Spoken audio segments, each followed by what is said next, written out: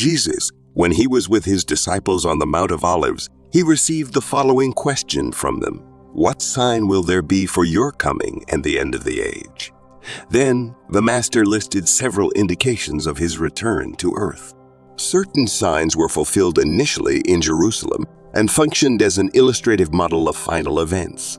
There are, however, other signs that are being realized now in our days. Every day, through newspapers, radio, and television, we are faced with countless occurrences. Various changes, earthquakes, disunities, abandoned children, diseases, hunger. But what does the Bible say about these events? Before we start, I want to ask you to leave your like, subscribe to my channel, and activate the bell to receive notifications whenever I post a new video. I've been producing new content with prayers and messages of faith to help you walk with God. If you are a real believer, hit the subscribe button now to spread the gospel. Let's divide the analysis of the signals that precede its return into 3 segments. First, signals from the social world. Then the signs in the natural world. And finally, the signs in the religious world.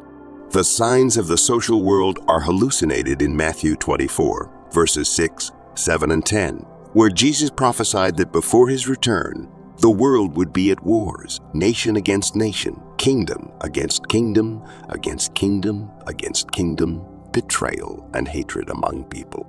The second letter of Timothy, chapter 3, verse 15, informs us about difficult times, unemployment, hunger, self-centered people, covetous people, blaspheming God, rebellious children, peace, men without dominion. These signs in the social world are the work of Satan and not God. In the second part of our study, we discuss signals in the natural world. Matthew 24, verses 7 and 29 address signs that are occurring and that have already happened. On May 19, 1780, this day became known as Dark Day in the eastern United States. The darkness was so thick that the lamps were lit at noon. Despite being full, the moon refused to light up. Science has not been successful in justifying this supernatural fact. However, the Bible presents it as one of the signs that precede the coming of Christ. On November 13, 1833, there was a magnificent shower of stars, never seen before. These signs have already happened, but before the return of Jesus, they will reappear with greater intensity. Signs in the natural world, such as earthquakes, floods, and major calamities that affect billions of people, indicate that Satan is at work, even in nature. We discussed in the third part of our study about the signs in the religious world. Matthew 24:11 refers to the rise of false religions. In the world, there are more than 35,000 Christian religions. Jesus also stated that before his return, false Christs and false prophets would arise. Religious leaders are driven by ambition and end up using religion, the Bible, miracles, and the name of God to exploit people. Another sign in the religious world is found in Matthew 24:14, which presents the sign of God indicating that the end really is near. This sign is the preaching of the gospel of the kingdom throughout the whole world. The Apostle Paul tells us in Galatians 1:6 about another gospel that appears to be biblical, but is not. This gospel is Satan's false gospel. What should we do to not be deceived by so many religions? In 1 John 4:1 we find the answer. The Bible directs us to prove whether spirits come from God or not. Those who want to do God's will must compare what the Bible says with what others teach. For God, according to Matthew 7:15, warns that deceit appears in appearance of truth. Paul claims that it is not surprising, for Satan transforms himself into an angel of light. It is not much then that their own ministers become ministers of justice, and his end will be according to his works, according to the second book of Corinthians 11:14-15. Satan has the power to charm people, misrepresent himself, and distort the truth. His methods of deception, according to Matthew, are signs and healings. According to the Bible, we are living in the last days, and Satan, the devil, wants to lead us to iniquity and lead us astray from the truths. In this great conflict that started in heaven, passed through Eden, and has now reached you, who will win in your heart?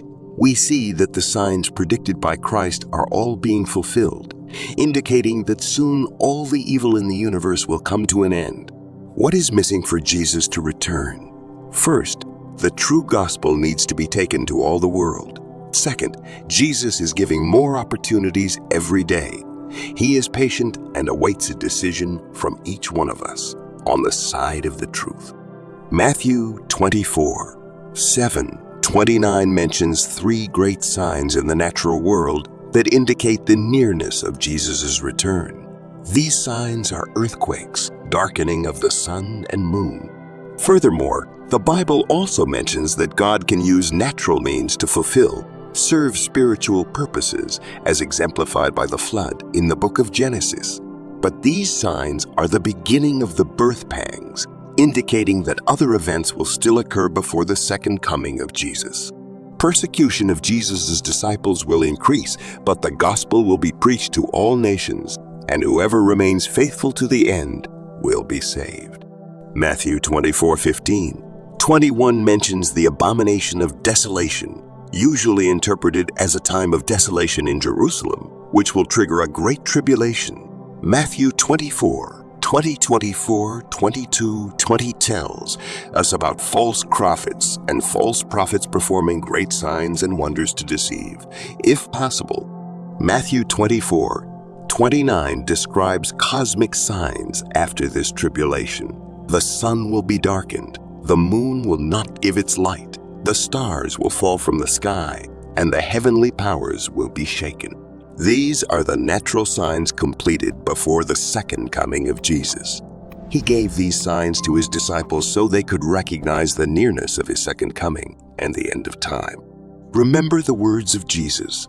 Watch therefore, for you do not know what day your Lord is coming. Matthew 24:42. May our focus always be on following Christ and living according to his teachings. If you enjoyed this message, share it with friends and family. God bless you.